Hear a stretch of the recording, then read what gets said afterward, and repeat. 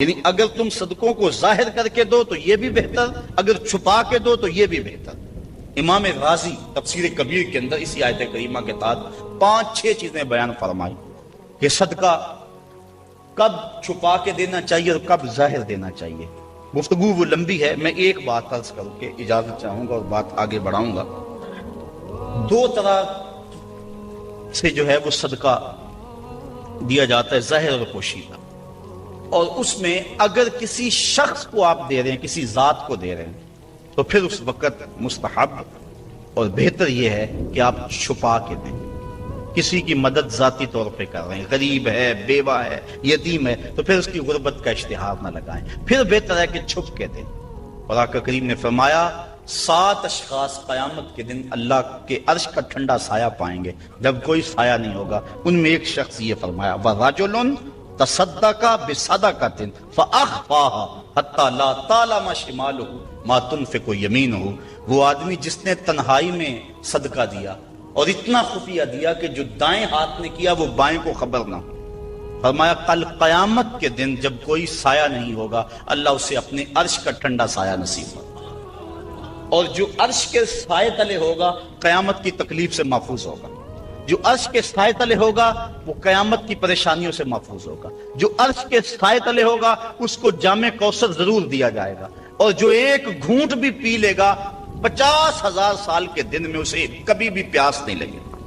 تو جس نے اپنے صدقے کو خفیہ دیا، دائیں نے دیا، بائیں کو خبر نہ ہو، اللہ اکبر۔ بلکہ علماء اس کی تشریح میں لکھتے ہیں کہ جس کو صدقہ دیا جا رہا ہے بہتر ہے کہ اس کو بھی خبر نہ ہو، اس انداز سے اس کے گھر میں پھینک آؤ کہ اسے بھی پتا نہ ہو کہ میرے اوپر کون مہربانی کر گیا۔ اللہ اکبر۔ اگر ایسا ہو تو یہ انتہائی خفیہ حالت ہے۔ اللہ اکبر، اللہ اکبر۔ تو کہا کہ اگر تم صدقہ خفیہ دو تو وہ بھی تمہارے لیے بہتر ہے، اور اگر تم ظاہر دو تو ظاہر دینا کس وقت مستحب ہے، جس میں کسی شخص کی ذات کا معاملہ نہ ہو۔ مثال کے طور پہ مسجد کے لیے فنڈ مانگا جا رہا ہے، دارالعلوم کے لیے مانگا جا رہا ہے، کسی ہاسپٹل کے لیے مانگا جا رہا ہے، کسی اور رفائی کام کے لیے مانگا جا رہا ہے، لہٰذا وہاں آپ اس نیت سے کہ اگر میں اٹھ کے اعلان کروں گا تو میرے دیکھا دیکھی کئی اعلان کریں گے، لہٰذا مدد ہو جائے گی۔ تو آقا کریم نے ایک مرتبہ جہاد کے لیے فنڈ مانگا تو ایک صحابی نے جلدی سے آغاز کر دیا، اس کو دیکھنے سے باقی بھی اٹھ کھڑے ہوئے۔ تو آقا کریم نے اس وقت فرمایا تھا من سنہ فی الاسلام میں سنتن حسنتن فلہ اجرہا، جس نے اسلام میں ایسے اچھے طریقے کو رائج کیا اللہ تعالیٰ اس کو اس کا اجر عطا فرمائے گا، اور اس کے دیکھا دیکھی جس نے اس کام کو کیا اللہ اس کا اجر بھی سے عطا فرمائے گا۔ تو اس نیت سے اگر ظاہر کر لیا جائے تو وہ زیادہ فضیلت والا ہے۔ دوسرا، اگر آپ خفیہ کی بجائے اعلانیہ کرتے ہیں تو اس سے آپ کے نفس پر ریاکاری کا امکان پیدا ہو جاتا ہے، تو پھر بہتر یہ ہے کہ ریاکاری سے بچنے کے لیے خفیہ صدقہ کیا جائے تاکہ اللہ تعالیٰ آپ کے اس عمل کی برکت آپ کو نصیب فرمائے، ورنہ ایسا ہوگا کہ ریاکاری سے سب کچھ برباد ہو جائے گا۔ آگے ارشاد فرمائے وَيُكَفِّرُ عَنْكُم مِّن سَيِّئَاتِكُم، اگر تم اللہ کی راہ میں چھپ کے یا ظاہر صدقہ کرو گے تو اللہ کے نزدیک وہ بہتر ہے، اور وہ اس سے تمہارے گناہوں کو اتار دے گا، یعنی صدقہ دینے سے جو ہے وہ گناہ مٹتے ہیں۔ واللہ بما تعملون خبیر، اور جو تم کر رہے ہو اللہ اس کو دیکھ رہا ہے۔ نہیں کسی نے دیکھا، جس کو تم نے دیا اس نے بھی نہیں دیکھا، کسی کو نہیں کانوں کان خبر ہوئی، لیکن جس کے لیے دے رہے وہ تو دیکھ رہا ہے۔ اللہ اکبر۔ یہ اپنی اپنی نیت پر منحصر ہے کہ کس کی نیت کیا ہے۔ لیس علیک ہداہم ولکن اللہ یہدی من یشاء، اے حبیب آپ کے اوپر لازم نہیں ہے کہ ان کافروں کو جو ہے وہ آپ ہدایت دیں، بلکہ اللہ جس کو چاہتا ہے ہدایت دے دے۔ یہ کفار کو صدقہ دینے کے جواز پر آیت نازل ہوئی۔ صحابہ صدقہ اپنا دیتے تھے، اپنوں کو مسلمانوں کو بھی، لیکن ان کے رشتہ دار کافر بھی ہوتے جو پریشان ہوتے، تو دل میں آتا یہ کافر ہیں، تو اللہ تعالیٰ نے اجازت دی کہ ان کو بھی آپ دے سکتے ہیں۔ تو کافر کو صدقہ واجبہ نہیں لگتا، یعنی زکوٰۃ نہیں لگتی، صدقہ فطر نہیں لگتا، اور جو منت کا جو صدقہ ہے وہ نہیں لگتا، واجبہ نہیں لگتا۔ نافلہ صدقے جو ہیں ویسے تعاون کر دیا جائے تو وہ اس کو لگ جاتا ہے۔ اس کی دلیل قرآن مجید کی یہ آیت ہے وَمَا تُنْفِقُوا مِنْ خَيْرٍ فَلِأَنفُسِكُمْ، اور تم جو اچھی چیز دو تو تمہارا ہی اس میں بھلا ہے، فائدہ تمہیں ہی ہوگا، تمہارا ہی بینک ہے۔ وَمَا تُنْفِقُونَ إِلَّا ابْتِغَاءَ وَجْهِ اللَّهِ، اور تمہیں خرچ کرنا مناسب نہیں مگر اللہ کی رضا چاہنے کے لیے۔ وما تنفقوا من خیر یوفی الیکم، اور جو مال تم خدا کی راہ میں دو گے اس کا تمہیں پورا پورا اجر ملے گا۔ وانتم لا تظلمون، تمہارے سے ظلم نہیں کیا جائے گا، جدیا اس کا پورا پورا اجر ملے گا۔ للفقراء الذین احصروا فی سبیل اللہ، یہ کہا کہ کافروں کو تم صدقہ دے سکتے ہو، لیکن فرمایا تمہارے صدقے کے زیادہ حقدار وہ ہیں۔ کون؟ للفقراء الذین، وہ فقیر لوگ، احصروا فی سبیل اللہ، جو اللہ کی راہ کے اندر رکے ہوئے ہیں۔ اس سے مراد احصروا فی سبیل اللہ سے مراد مفسرین نے اصحاب صفہ لیے ہیں۔ یہ 400 کے قریب صحابہ تھے، 300 سے لے کر 400 تک ان کی تعداد مختلف روایات میں آئی ہے۔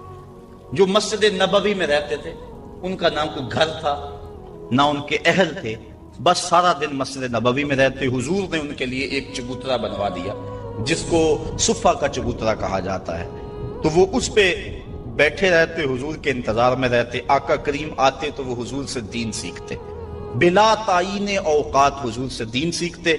کسی غزوے پر حضور ان کو چاہتے تو ساتھ لے جاتے، کسی سرایہ پہ بھیجتے تو وہ حضور کے حکم کی جو ہے وہ تعمیل کرتے۔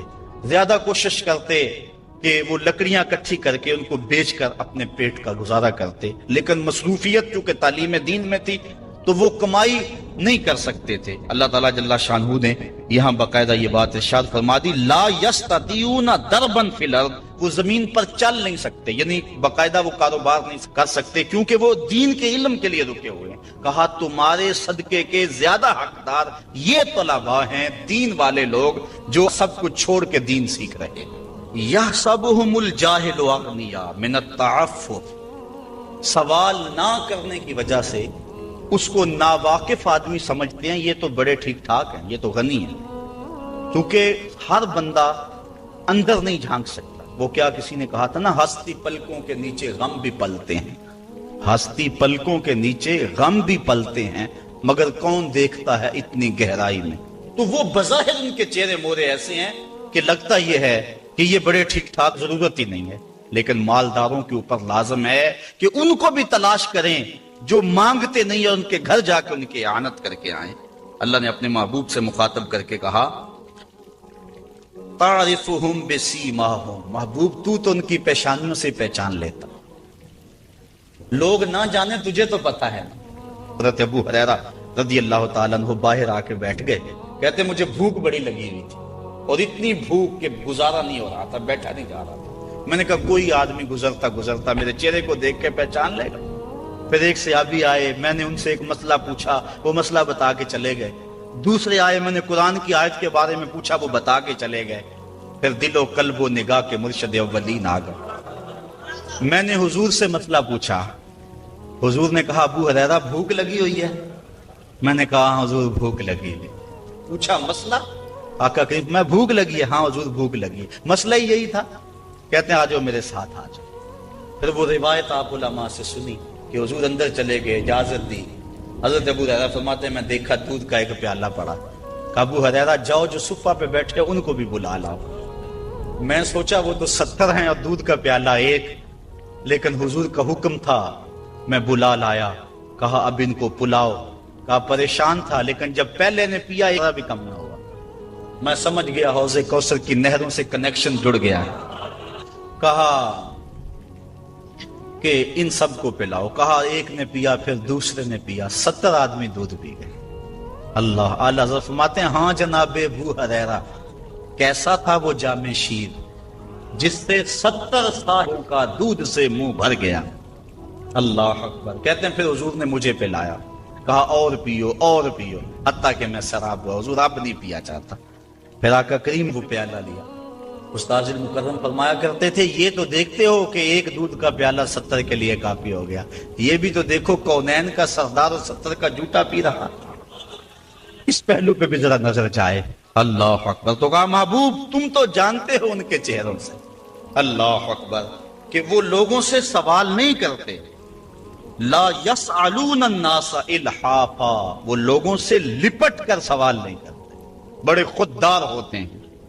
عموماً ایسے لوگوں کی تلاش بڑی ضروری ہے کہ جو لوگوں سے سوال نہیں کرتے، ورنہ ہم نے دیکھا ہے کہ جو لوگ مانگنے والے ہیں، سوال کرنے والے ہیں، وہ تو لاکھوں روپے جمع کر لیتے ہیں، اور جو بیچارے عزت نفس کا لحاظ رکھنے والے ہوتے ہیں ان تک کوئی بھی نہیں پہنچتا۔ آپ دیکھ لیں، اپنے معاشرے کے اندر سروے کر کے دیکھ لیں، یہ ہماری ذمہ داری ہے، محروم تک بھی پہنچنا اور سائل تک بھی پہنچنا۔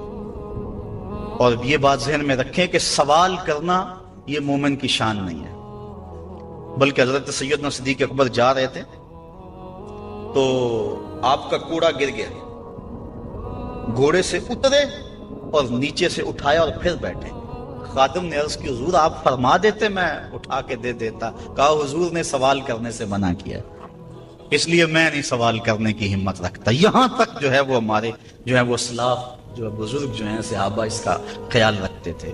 کچھ اعمال ایسے ہیں کہ ان کا سلسلہ ختم ہی نہیں ہوتا، ان میں سے ایک صدقہ جاریہ ہے، اور ایک حدیث میں اس صدقہ جاریہ کی تفصیل موجود ہے، جیسے کسی نے مسجد بنائی، کسی نے نہر کھدوائی، کسی نے کنواں کھدوا دیا، کسی نے قرآن مجید کو لوگوں تک پہنچا دیا، علم کی نشر و توبیع کی۔ تو یہ وہ اعمال ہیں جو صدقہ جاریہ کی صورت میں ہیں اور یہ ختم نہیں ہوتے۔ مجھے اور آپ کو صدقہ کی مختلف صورتیں وہ اختیار کرنی چاہیے۔ کھانا کھلانا بھی صدقہ ہے، لباس پہنانا بھی صدقہ ہے، حتیٰ کہ جو کمائی کر کے تم بیوی کے منہ میں رکھتے ہو وہ بھی صدقہ ہے، اپنے بچوں پر جو خرچ کرتے ہو وہ بھی صدقہ ہے، تم نے کھیتی لگائی اور چڑیاں آ کر کے دانے چگ گئیں، اللہ وہ بھی صدقے کے کھاتے میں لکھتا ہے۔ اللہ اکبر۔ تو صدقے کا بہت وسیع مفہوم ہے، کچھ دینے کے لیے نہیں ہے۔ کلمۃ الطیبہ، اچھی بات کر دینا، یہ بھی صدقہ ہے۔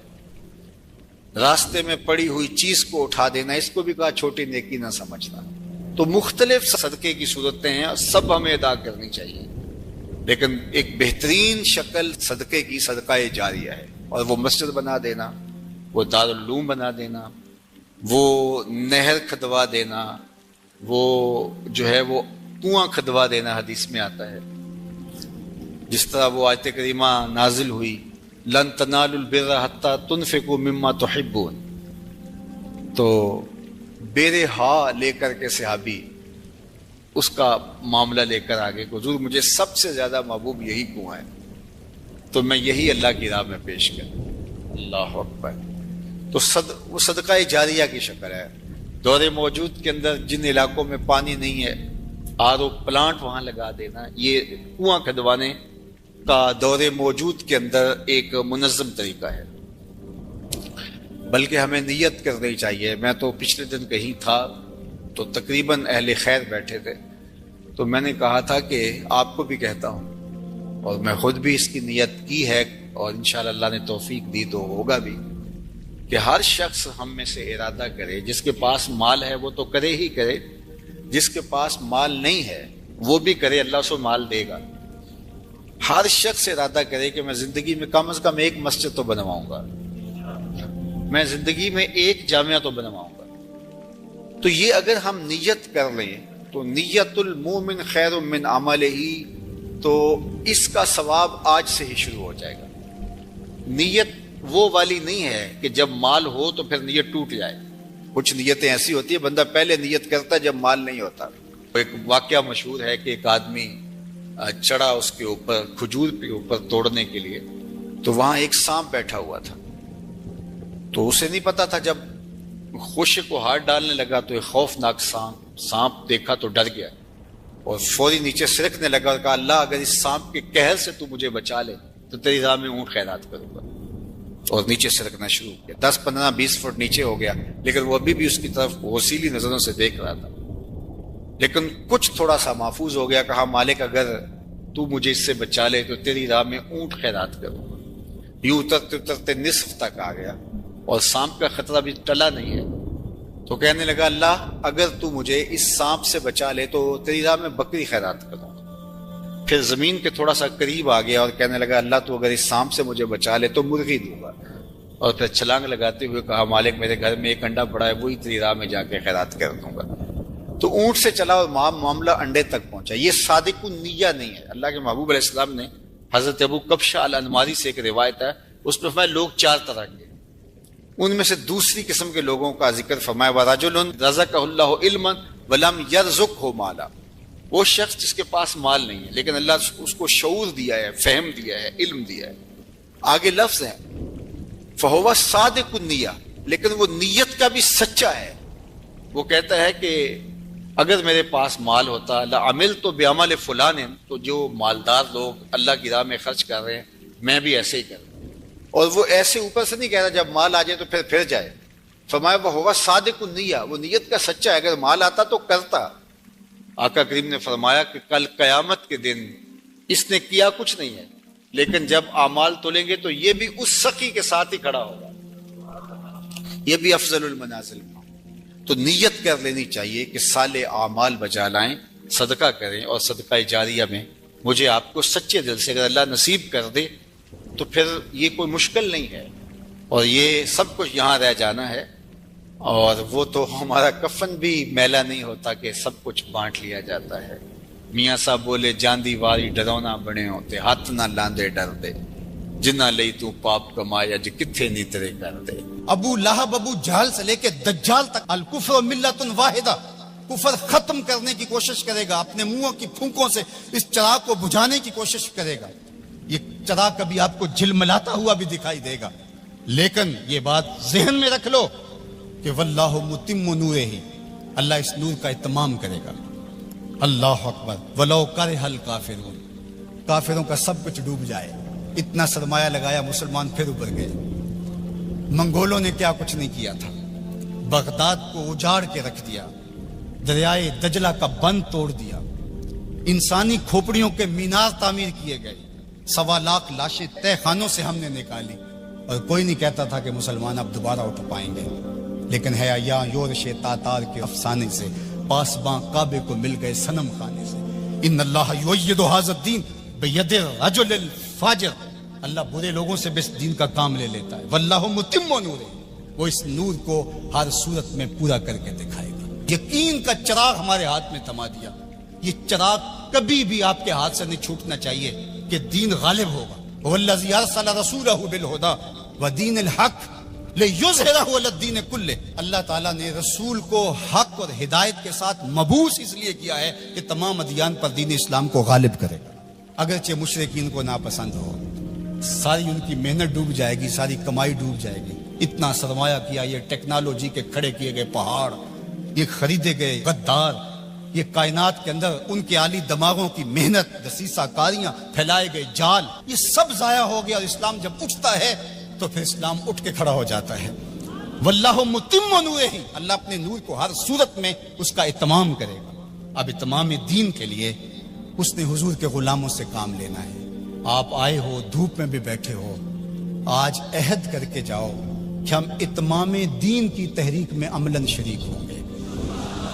اللہ اکبر. اور وہ کس طرح ہوگا؟ اللہ اور اس کے رسول کے ساتھ ہمارا تعلق اگر مضبوط ہوتا ہے تو اتمام دین ہوگا. پہلی بات ذہن میں رکھ لیجئے گا، دین کبھی بھی مغلوب نہیں ہوا، دین غالب رہا. دلائل و براہین کی روشنی میں دین ہمیشہ غالب تھا. سیاسی طور پہ ہم مغلوب ہوئے اور ٹیکنالوجی میں ہم مغلوب ہوئے، مختلف جگہوں پہ مختلف ذرائع میں ہم مغلوب ہوئے، لیکن اپنی فطری صداقت کے اعتبار سے دین کبھی مغلوب نہیں ہوا. دیگر عنوانات سے ہماری مغلوبیت ہے. اسلام اپنے فطری مزاج کے ساتھ غالب ہے. اللہ اور اس کے رسول کے ساتھ ہمارا تعلق مضبوط ہونا چاہیے، سطحی نہیں ہونا چاہیے. ہمارا تعلق مضبوط ہونا چاہیے. ہماری محبت نعروں تک محدود نہیں ہونی چاہیے. ہماری محبت صرف ہمارے لباس اور ہماری وضاحت تک محدود نہیں ہونی چاہیے، بلکہ محبت رسول کا تقاضا یہ ہے کہ ہماری روحیں بھی حضور کی غلام ہونی چاہیے، ہمارا جسم بھی حضور کا غلام ہو. ہمارا طرز زندگی، انداز معاشرت، اٹھنا بیٹھنا، رویے، شادی بیاہ، مرگ، سب کچھ حضور کی غلامی کے سانچے میں ڈلی ہو. دوسرا کام آپ نے جو کرنا ہے وہ کتاب اللہ سے ربط مضبوط کرنا ہے. جتنا مضبوط ربط قرآن سے قائم ہوگا امت اوپر چلی جائے گی. صرف نعروں سے نہیں، صرف باتوں سے نہیں، میری گفتگو سے نہیں، اس اجتماع سے نہیں، آپ نے قرآن سے اپنے ربط کو مضبوط کرنا ہے. کوئی دن آپ کا نہ گزرے قرآن کے بغیر. ہم اپنے ابلاغ کو مؤثر بنائیں، اور یہ صرف مبلغین کے لیے ہی نہیں ہے، یہ ہر شخص ذمہ دار ہے کہ وہ حضور کے دین کے میسج کو آگے منتقل کرے. مؤثر تبلیغ کا انداز ہوگا تو اثر انداز ہوگا. اگر تبلیغ کا انداز مؤثر نہیں ہے تو وہ الٹا نقصان کا سبب ہوگا۔ اخلاق و کردار کی خوبصورتی ہر صورت کے اندر اس امت کو حاصل کرنی ہوگی۔ امت گر جائے، امت عروج پہ ہو، جس صورت کے اندر بھی ہیں، اپنی گفتگو کو، اپنے طرز زندگی کو، اپنے انداز معاشرت کو خوبصورت رکھیں گے اور ہمارا کردار بتائے گا کہ ہم حضور کے غلام ہیں، تو ہم چاہے ایک ہی فرد ہوں گے تو اس پیغام کو لے کر آگے بڑھ جائیں گے، لیکن لاکھوں بھی ہوں گے لیکن بدتمیز ہوں گے کردار کے اعتبار سے، رویوں کے اعتبار سے، اخلاقیات کے اعتبار سے، تو پھر کچھ بھی نہیں ہوگا، ہم ایک جھاگ کی طرح ہوں گے۔ تعلیم کا نظم امتوں کو کھڑا کرتا ہے اور تعلیم کے ذریعے سے قومیں آگے بڑھتی ہیں، اور جہالت ہی قوموں کی بربادی کا سبب اور ذریعہ ہوتا ہے۔ اسی لیے ادارۃ المصطفیٰ نے اس سیکٹر کے اندر خاص طور پہ اپنے کام کو آگے بڑھانے کا آغاز کیا ہے، اس لیے کہ منبر و محراب کو اگر صالح افراد نصیب ہو جائیں جو دین کی روح کے مطابق ان تک پیغام پہنچا سکے تو یہ امت کھڑا ہوتے ہوئے دیر نہیں لگے گی۔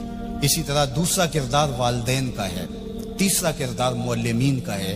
امت سازی کے عمل میں یہ تین کردار انتہائی اہم ہیں، اور چوتھا کردار دور موجود کے اندر میڈیا کا ہے، جس سے ہم سر دست کوئی توقع نہیں رکھ سکتے، لیکن یہ تین کردار جو ہیں یہ انتہائی اہم ہیں، ان کرداروں کو ہمیں سنبھالنا پڑے گا۔ غلبہ دین کا شوق جنون کی حد تک ہمارے سینے میں موجود ہونا چاہیے، لیکن یہ بات ذہن میں رکھے کہ اگر ہم یہ نہیں کر پاتے تو ہمارے ذمے نہیں ہے، ہمارے ذمے جو ہے وہ کوشش اور محنت کرنا ہے۔ جب انسان یہ طے کر لیتا ہے کہ یہ میں نے کرنا ہی کرنا ہے اور وہ نہیں ہو پاتا تو وہ مایوس ہو جاتا ہے۔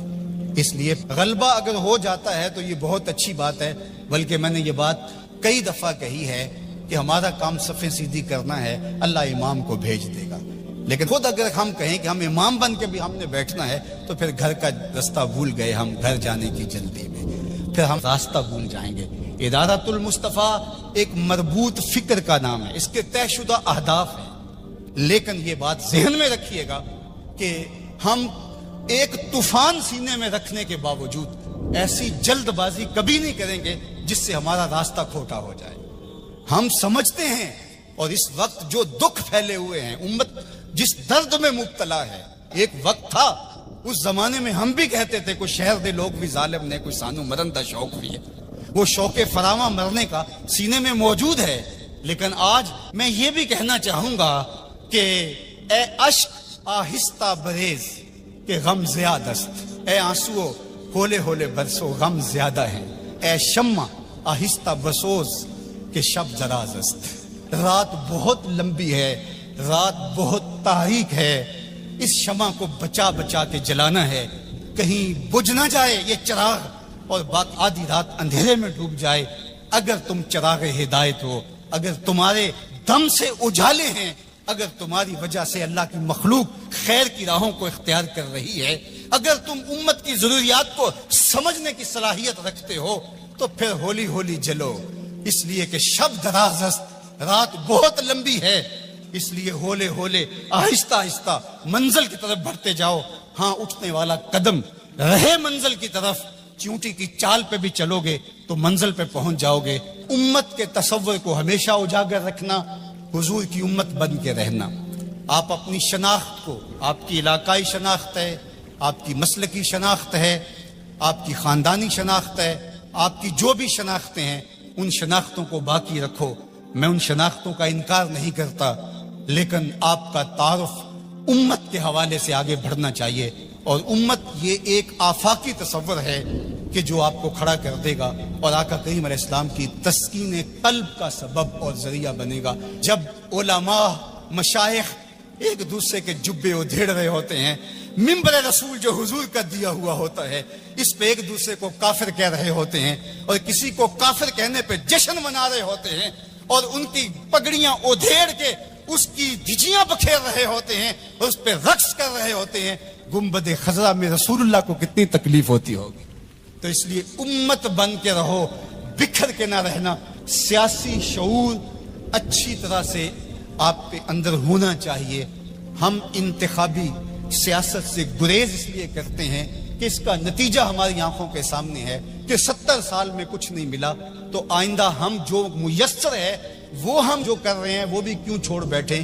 اس لیے کہ جو میں کر رہا ہوں اس سے حقیقی سیاسی شعور پیدا ہوگا، رجال کار پیدا ہوں گے، افراد سازی کے عمل سے ہم گزر رہے ہیں۔ وہ ایک زمانے میں مجھے کسی نے کہا کہ آپ ضرور آئیے، اور بڑی ہی محبت کا اظہار کیا اور بہت سبز باغ بھی دیے۔ تو میں نے ان کو پیر نصیر الدین علیہ رحمہ کا ایک قول سنایا کہ ایک زمانے میں ان کو وقت کے ایک حکمران نے کہا کہ جناب آپ آئیے، ہم آپ کو وزیر بنانا چاہتے ہیں۔ تو انہوں نے ہنس کے کہا میں بادشاہ، تو مجھے وزیر بنانا چاہنا ہے۔ اس لیے ہم انتخابی سیاست کا کوئی عملی نتیجہ نہیں دیکھتے۔ اور اگر آپ سوشل میڈیا اور الیکٹرانک میڈیا دیکھتے ہیں تو آج کل جو ہاہاکار مچی ہے، جو اندھیر نگری ہے، جو لہجوں کی عجیب بدبو پھیلی ہوئی ہے، تو کیا کوئی یہ پسند کرتا ہے کہ میں بھی جا کے اس ماحول میں کھڑا ہو جاؤں؟ اور اگر کوئی کہتا ہے نہیں جناب آپ صاف سیاست کیجئے، تو میاں یہ صاف سیاست کا تو ماحول پیدا کر رہے ہیں، یہ رجال کار ہی تو پیدا کر رہے ہیں۔ باقی یہ آرزو کہ آپ آئیں، میاں میری یہ آرزو نہیں ہے کہ میں آؤں، وہ ماحول پیدا کرنا چاہتا ہوں کہ کوئی آئے، اس کے لیے کوئی بنیادیں تو کھود جائے، کوئی راستے کے اندر سے پتھر تو ہٹا دے۔ سب نے یہ کہا کہ میں آؤں گا، لیکن راستے کے اندر پتھر پڑے تھے۔ ہمارا مشن ان پتھروں کو ہٹانا ہے، راستے ہموار کرنا ہے، اور ہم نے دیر تک اس کام کی طرف جانا ہے۔ اے شمع آہستہ بسوز کہ شب دراز است، اے اشک آہستہ بریز کہ غم زیاد است، سینوں میں طوفان ہے کل بھی کل مرجل، میرا سینہ جل رہا ہے ہنڈیوں کی طرح، میرا بھی جی چاہتا کسی دیوار سے ٹکرا جاؤں۔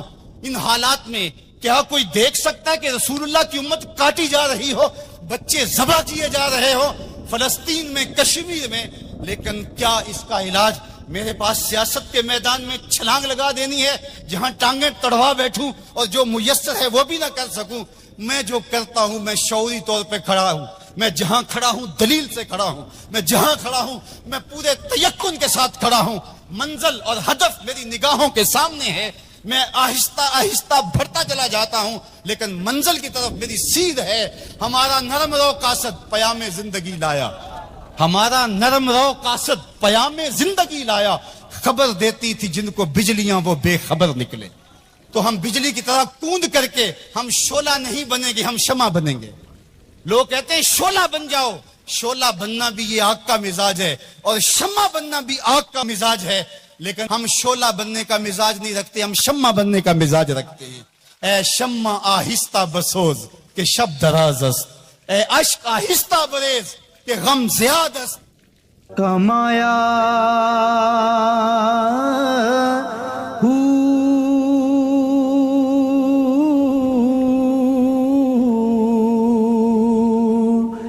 نام بھج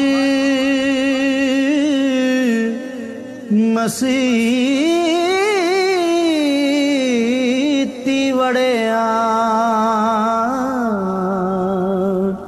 نا تسبا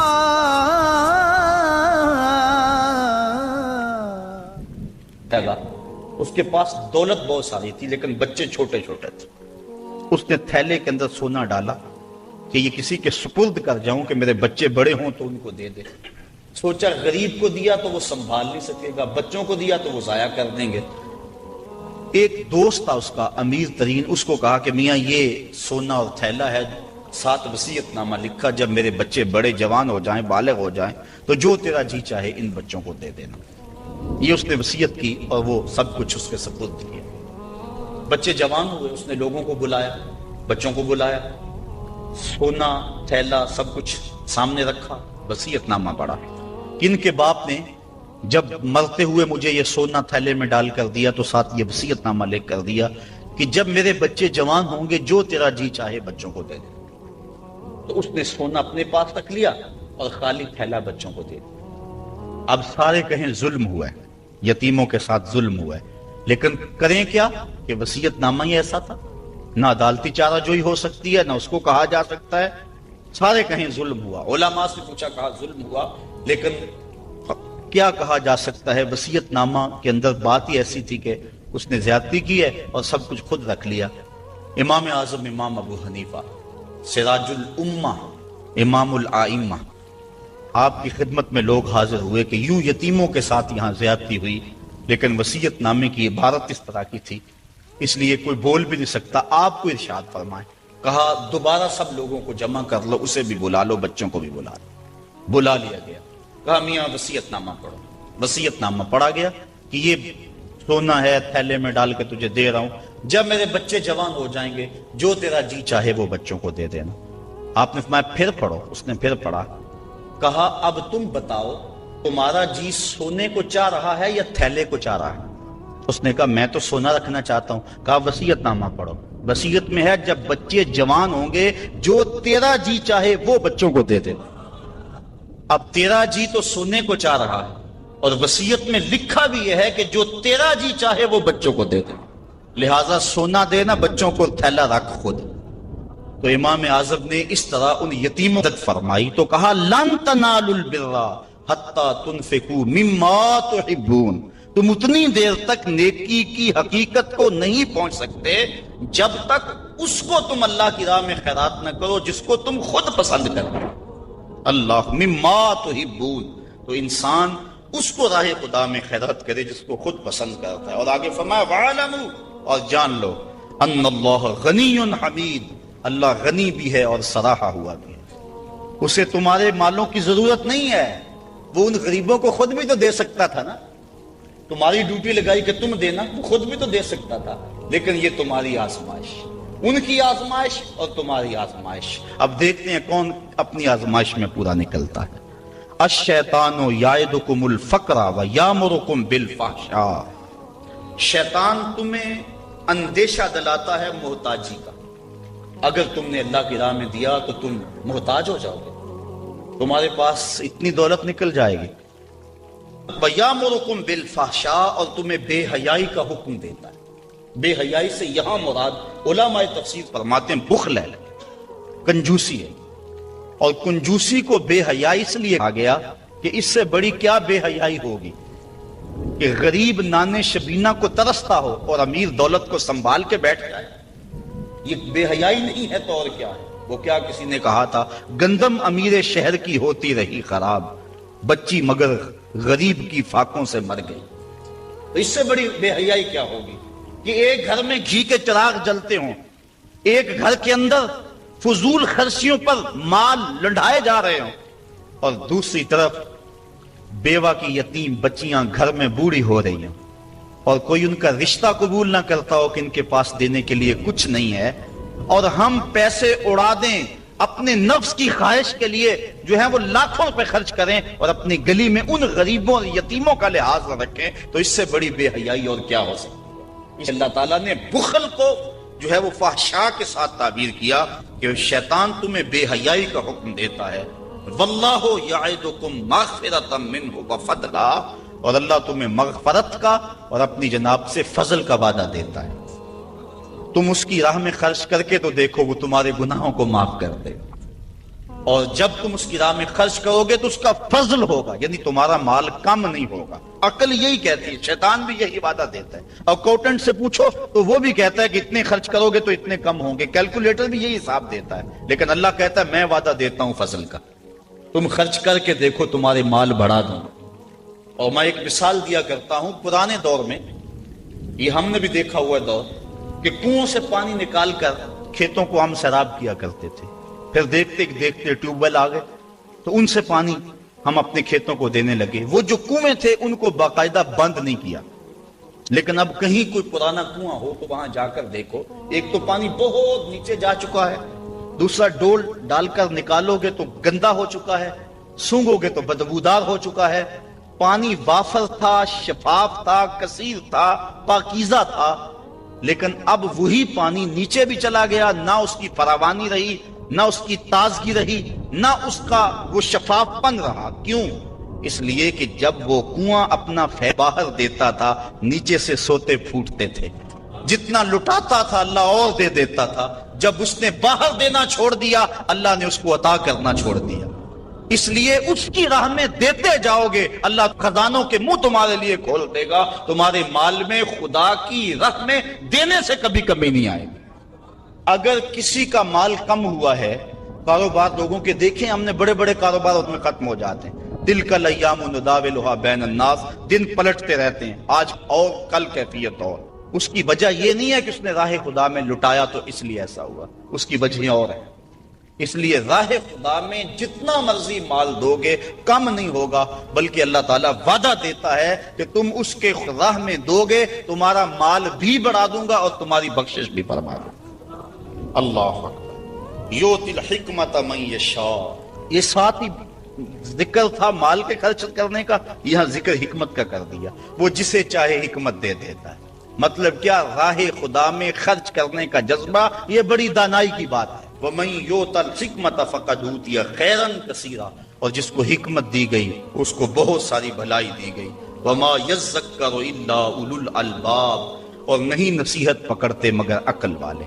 بے وقوف نصیحتیں نہیں پکڑتے، عقل والے نصیحتیں پکڑتے ہیں. وَمَا أَنفَقْتُم مِّن نَفَقَةٍ أَوْ نَذَرْتُم مِّن نَذْرٍ، اور جو تم خرچ کرو یا کوئی نظر مانو، بے شک اللہ فَإِنَّ اللَّهَ يَعْلَمُ، بے شک اللہ اسے جانتا ہے. وَمَا لِلظَّالِمِينَ مِنْ أَنصَارٍ، اور ظالموں کا کوئی مددگار نہیں ہے. إِن تُبْدُوا الصَّدَقَاتِ فَنِعِمَّا هِيَ، اگر تم صدقے ظاہر کرو تو اللہ اسے جانتا ہے. فَنِعِمَّا هِيَ، تو وہ تمہارے لیے بہتر ہے. وَإِن تُخْفُوهَا، اگر تم انہیں چھپا لو. وَتُؤْتُوهَا الْفُقَرَاءَ، اور غریبوں کو فقراء کو دو. فَهُوَ خَيْرٌ لَكُمْ، تو وہ بھی تمہارے لیے بہتر ہے.